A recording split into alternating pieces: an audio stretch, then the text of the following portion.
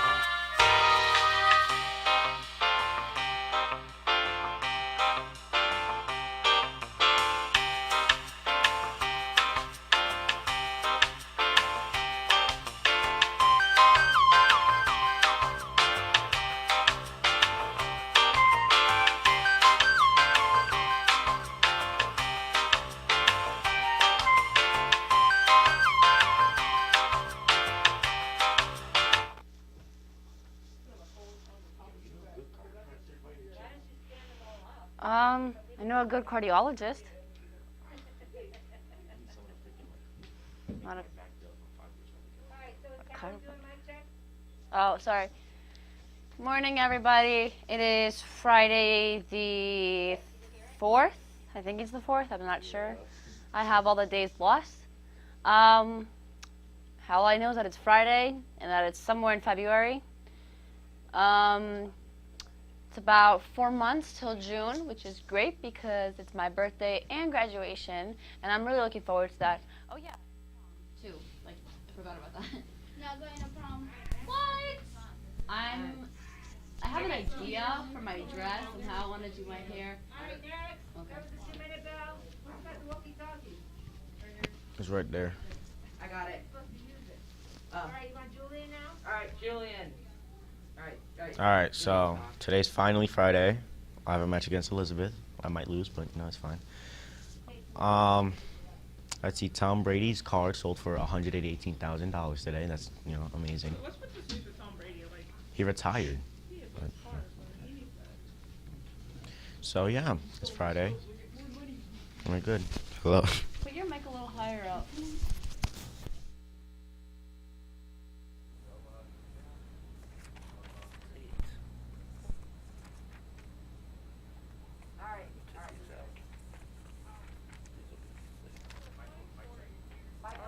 Okay, hold on. Go ahead, you speak. Okay. Okay. Is this a part of our? Is this a part of the announcements too? Okay. Mhm.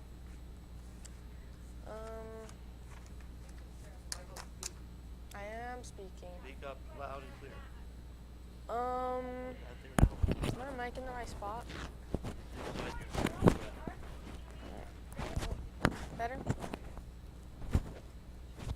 That seems better. Okay. I'm Nice and super loud. tired and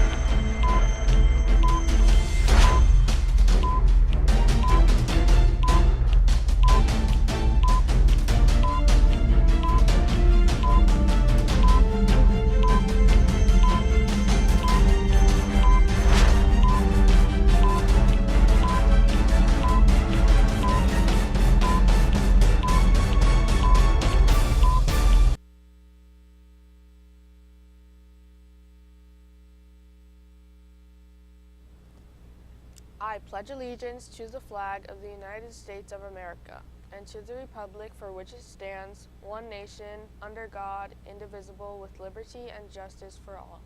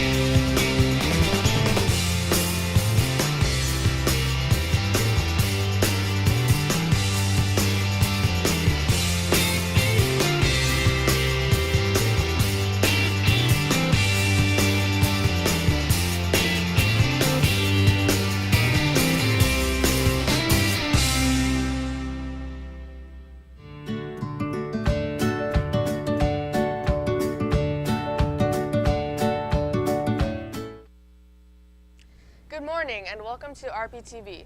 Today is Friday, February 4th, 2022.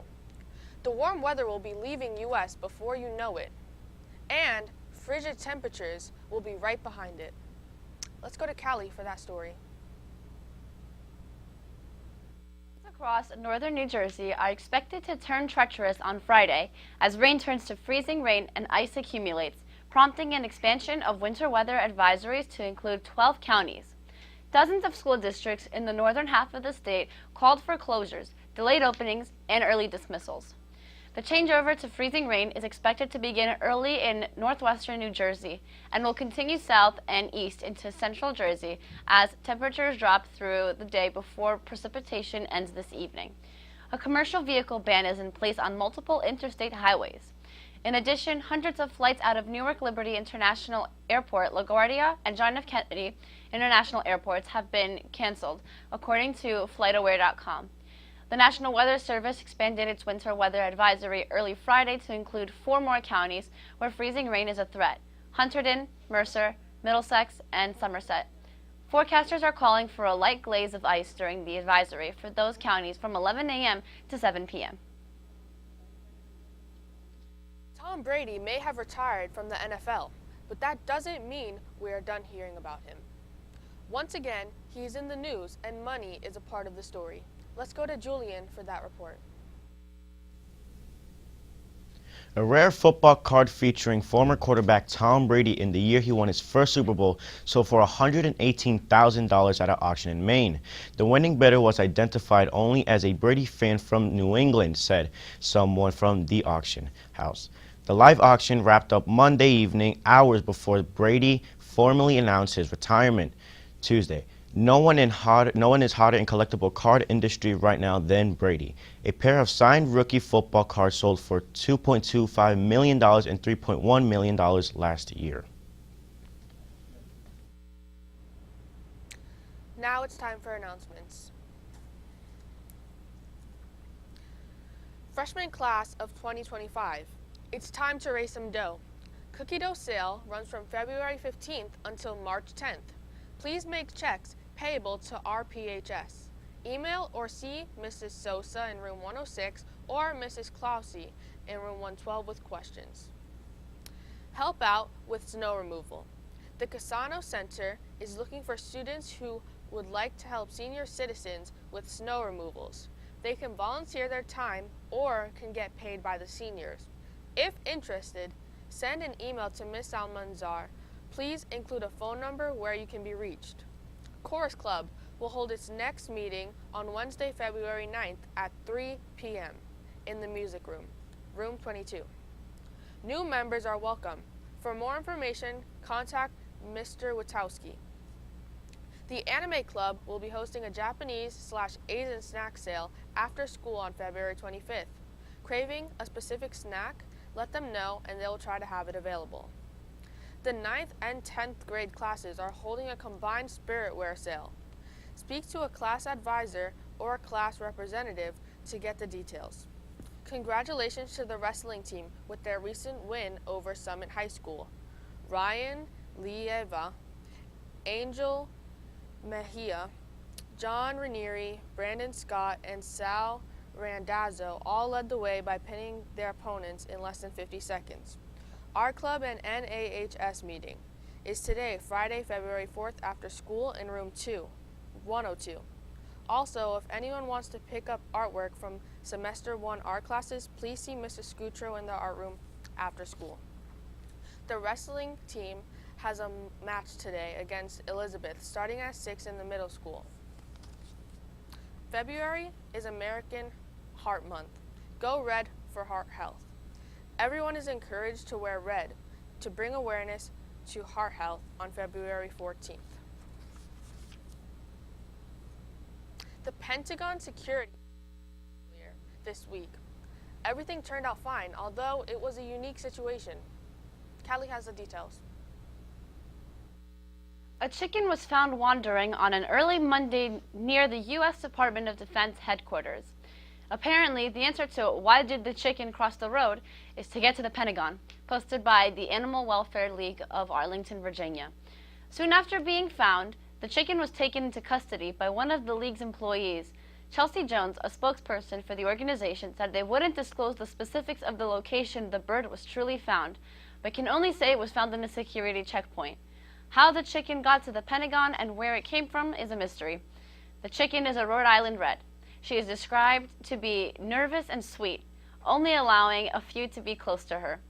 This led to the nickname Henny Penny, coming from the sky is falling folktale. Stay tuned, we will be right back.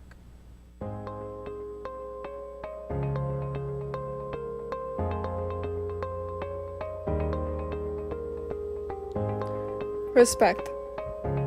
It's a way of treating or thinking about something or someone. When you give respect, you get respect back. It's basically a two-way street.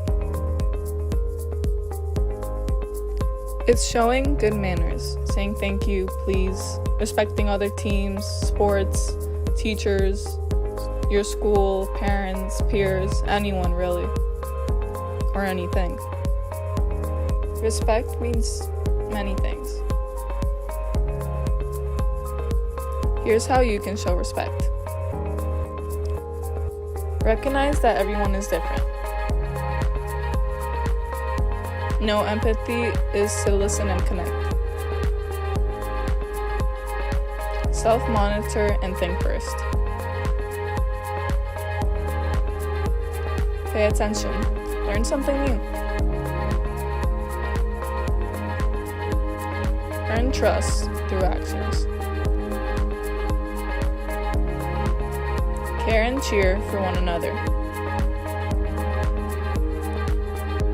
And lastly, treat everyone as an equal. You want to treat others the way you want to be treated, with respect. You don't want anyone to treat you poorly, or not listen to you, not care for you. And neither does anyone want that same action towards you, or that same emotion. So remember, wherever you are, show respect. It's one of our character counts.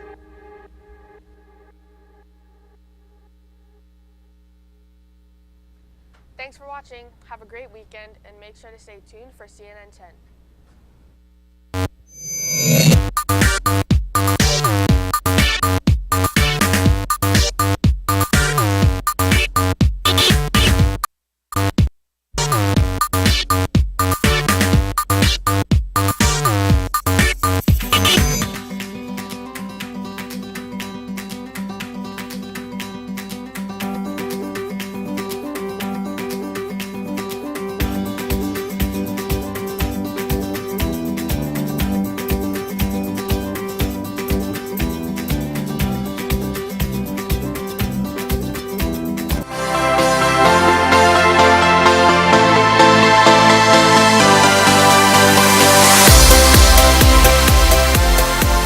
Hi, I'm Carl Azus. Welcome to our last show of the week.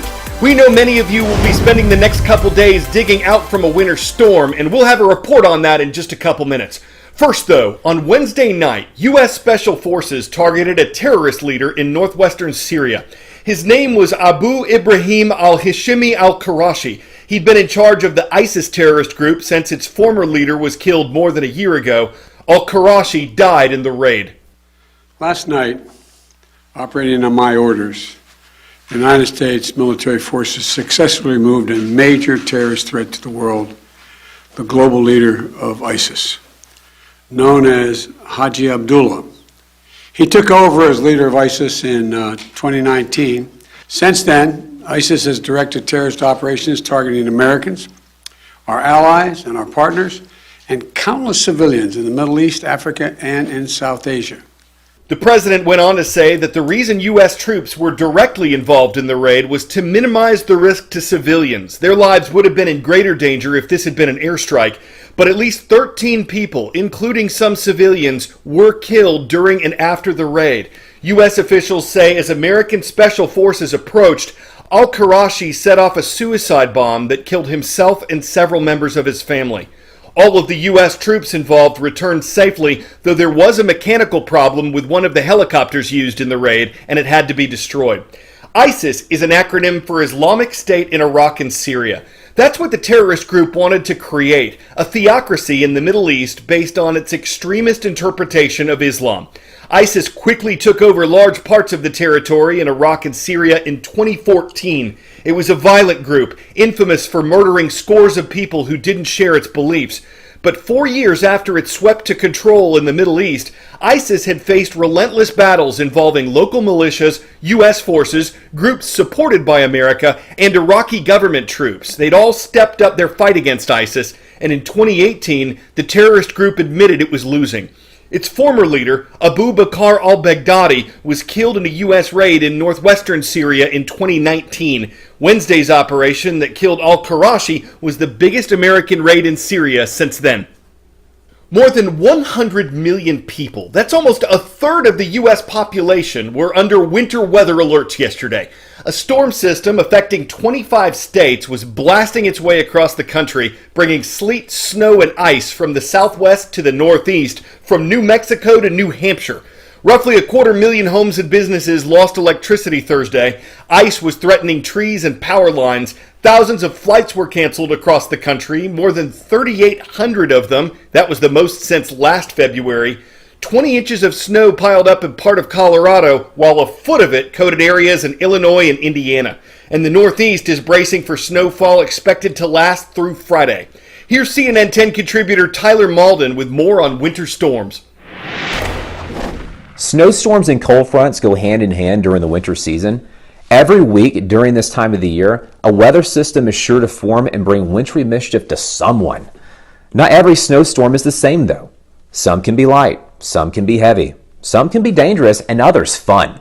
When you think of intense snowstorms, you think of terms like lake effect snow and blizzards. However, there's another type that is equally as dangerous: snow squalls. A snow squall is similar to a blizzard in that you need winds of at least 35 miles per hour and visibility of less than a quarter of a mile. But squalls only last 30 minutes, unlike a blizzard that has to last for at least 3 hours. Squalls are also followed by a flash freeze because they're associated with Arctic fronts, so an intense line of blinding snow pushes through and is immediately followed by a huge drop in temperatures, causing everything to freeze almost instantaneously. Squalls also have a long history of causing major car accidents due to the poor visibility and freeze, making being out on the road, driving, the worst place to be during a snow squall. Back in January 2015, whiteout conditions were blamed for shutting down Interstate 94 after nearly 200 vehicles were involved in a chain reaction pileup. Thankfully, the National Weather Service recently started issuing snow squall warnings to help keep you safe. 10-second trivia. In 1888, America's first vending machine dispensed what product? Chocolate, cigarettes, gum, or soap? The Thomas Adams Gum Company used a vending machine to sell its product on train platforms. It was not the first vending machine ever. Historians say a Greek inventor named Hero of Alexandria created a device that would dispense holy water after people deposited a coin. Of course, vending machines have come a long way since then. They're especially popular in Japan, where they dispense everything from eggs and flowers to t-shirts and hot dogs. And inventive ideas are surfacing on how to use existing vending machines in ways they haven't been used before. When COVID first hit Japan, this vending machine helped Sugaku Matsuno shop Mousseline stay afloat, one chiffon cake at a time. Customers could buy our products without human interaction whenever they wanted.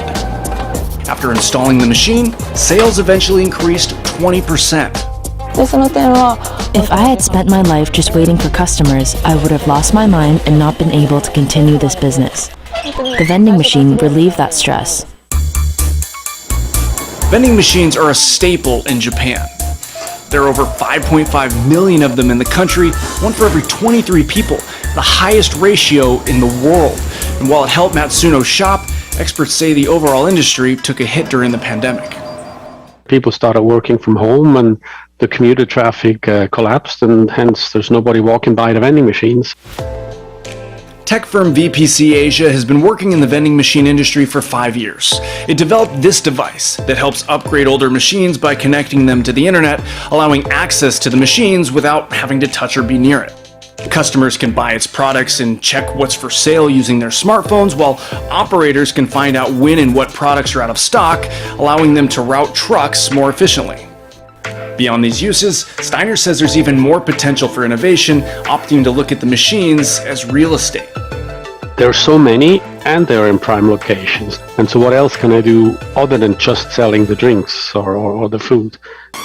By including additional sensors, cameras, and other types of tech, Steiner says the machines could serve various purposes, from marketing, data storage, weather forecasting, noise analysis for crime prevention, to earthquake monitoring.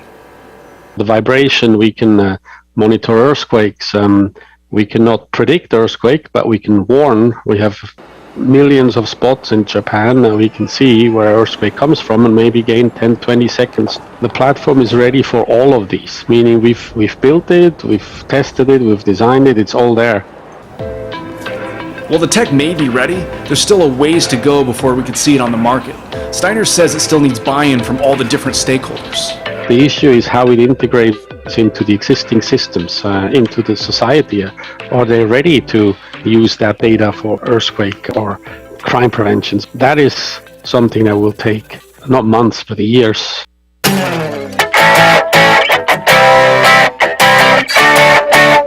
From the "don't try this at home" category comes a new creation by an ultimate Star Wars fan, a real-life lightsaber.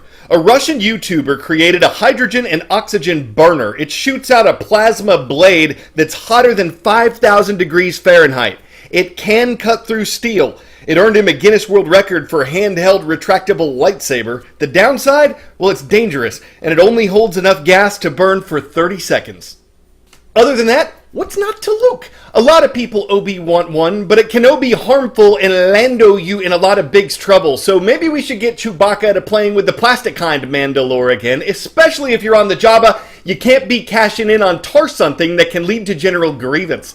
My name is Carl Azus. Today's shout out goes out to Athens Drive Magnet High School. It is located in Raleigh, North Carolina. Fridays